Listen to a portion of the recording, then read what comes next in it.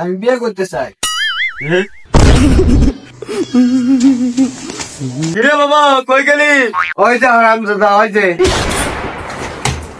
হারামজাদা বিয়ে চায়।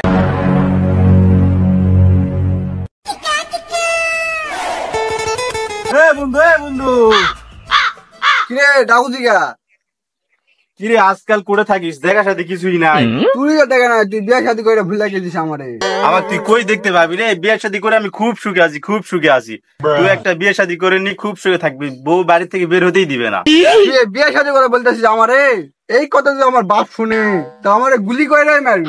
কাকুর এত বড় হিম্মত তোরে গুলি করে মারবে?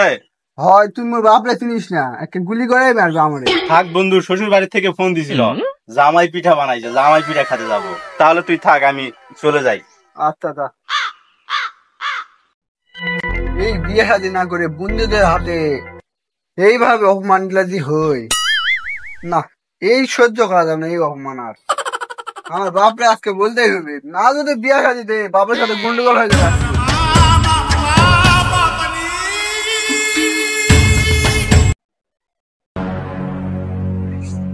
বাবা আমি বিয়ে করতে চাই। কিরে বাবা কই গেলি? ভয় নাই তোর, এদিকে আয়। বাবা কোথায় গেলি রে? কোথায় গেলি? কই গেল? ভয়ে যেন কোথায় যেন পালাইলো তোমার পোলা। কেন পালালো? ও বললো বাবা আমি বিয়ে করব।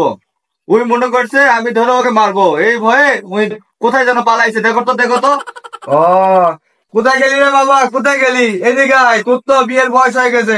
আরে ভয় নাই, বেরো। কোথায় গেলি? কোথায় রে বাবা? আয় চলে আয়। বাবা আমি এখানে। ওই যে হারামজাদা, ওই যে হারামজাদা বিয়ে চায়।